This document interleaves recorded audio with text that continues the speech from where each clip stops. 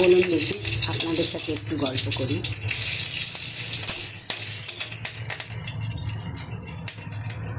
করছি আমি একটু ডাল, জিরে আর কাঁচা লঙ্কা ফোড়ন দিয়েছি।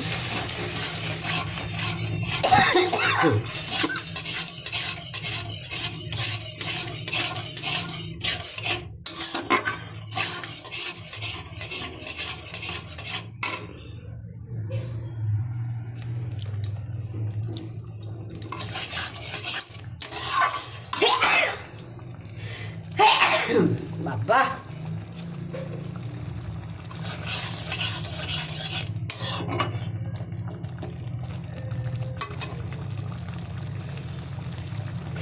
সিদ্ধ হচ্ছে, একটু যেন গোটা গোটা আছে।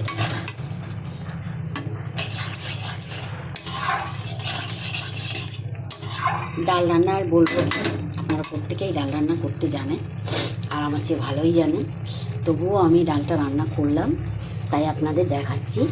আমি ডালটাকে সিদ্ধ করে নিয়েছি, আর প্রেসারে সিদ্ধ করেছি বলে বলছি। আর কড়াইতে দিয়েছি জিরে আর কাঁচা লঙ্কা ফোড়ন। সর্ষেটা পাশেই ছিল, কিন্তু সে খুঁজে পাইনি, দেওয়া হয়ে গেছে। এখন দেখছি গ্যাসের পাশেই আছে, তাই সর্ষে ফোড়ন আর দেওয়া হলো না। আজকে আমি করলাম জিরে কাঁচা লঙ্কা ফোড়ন দিয়ে টক ডাল, আমের ডাল।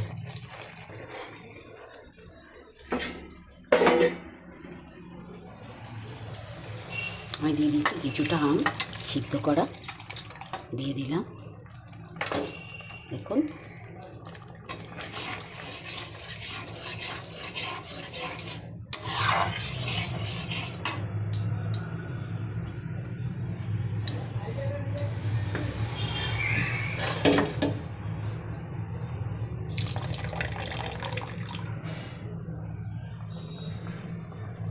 আমি কিন্তু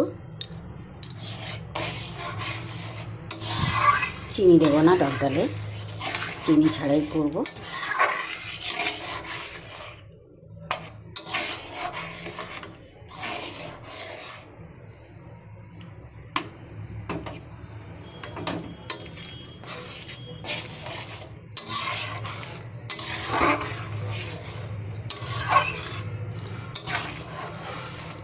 এই গরমে এরকম হালকা রান্না, হালকা ডাল, টক ডাল, এর তো জুড়ি নেই। এই গরমে টক ডালের জুড়ি নেই, আম ডালের। কিন্তু তেঁতুল দিয়েও এত সুন্দর ডাল হয়।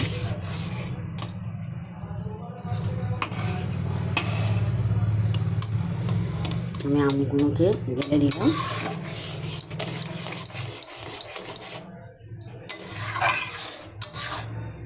তুরন্ত হয়ে গেল আমার টক ডাল। এই হয়ে গেছে আমার টক ডাল। টক ডাল হয়েছে, এর সাথে কী হবে? পটল ভাজা। পটল ভাজাটা কি আপনাদের দেখাবো? ঠিক আছে, এর সাথেই দেখাবো। দাঁড়ান, দেখুন ডালের সাথে হচ্ছে লাল লাল পটল ভাজা, টক ডালের সাথে। ওই জন্য এটা দেখালাম।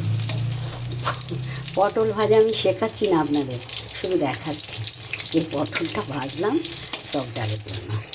ওর সাথে আমার জননী আবার পটল ভাজা টক ডাল ভীষণ ভালোবাসে। আর আপনারা কি ভালোবাসেন একবার তো বলেন না কোনো দিন। এই যে ঝটপট করে নিচ্ছি, আর ঝটপট করে নেওয়ার পরে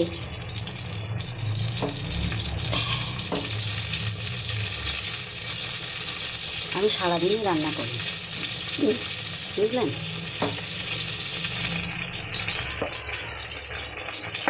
পটলের কিন্তু বিকল্প নেই, কেন বলুন?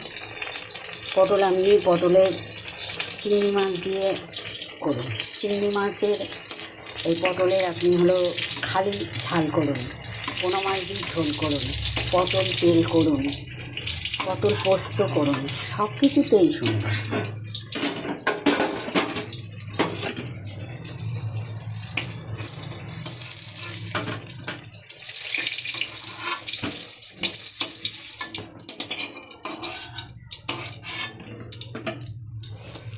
আর ছোট্ট ছোট্ট আমি একটু বড়া করছি টক ডালের সাথে।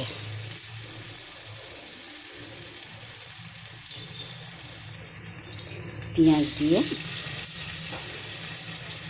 এঁচড় দিয়ে, বেসন দিয়ে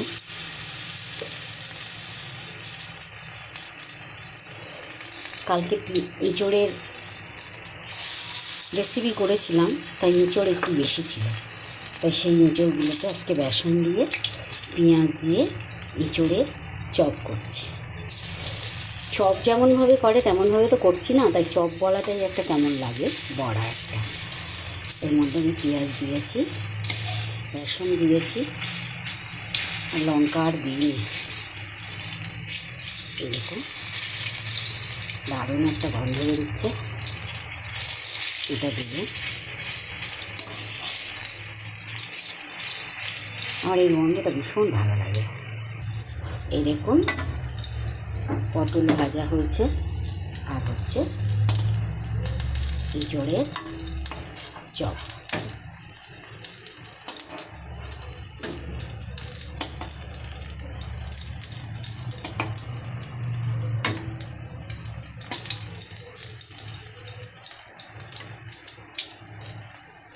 এঁচড়ের চপের উপকরণ হচ্ছে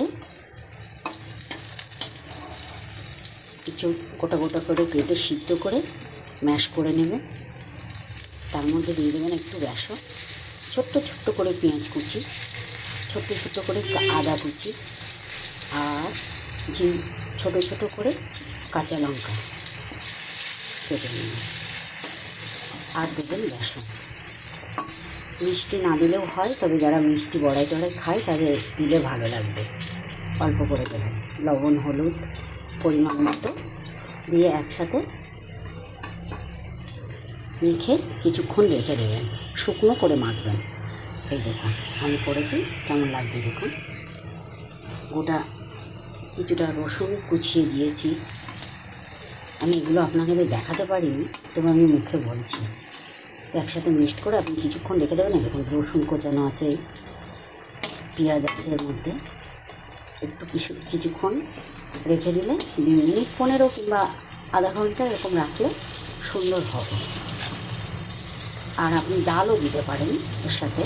আমি বেসন দিয়েছি, আপনি মুসুরির ডাল বেটে দিতে পারেন, মুগের ডাল বেটে দিতে পারেন, দেখবেন দিলে খুব দারুণ হবে খেতে। তাহলে আজকে আমরা কি রান্না করলাম তার সবটাই আপনাদের দেখালাম। সাথে থাকবেন, ভালো থাকবেন আর ভালো রাখবেন। আর আমি সত্যি বারবার বলছি, আমি অত কিছু জানি না, আপনাদের দেখে দেখে শিখি, সেটাই একটু মানিয়ে নেবেন বা দেখবেন কেমন। তাহলে সাথে থাকুন, ভালো থাকুন, দেখা হবে পরের ভিডিওয়। বাই।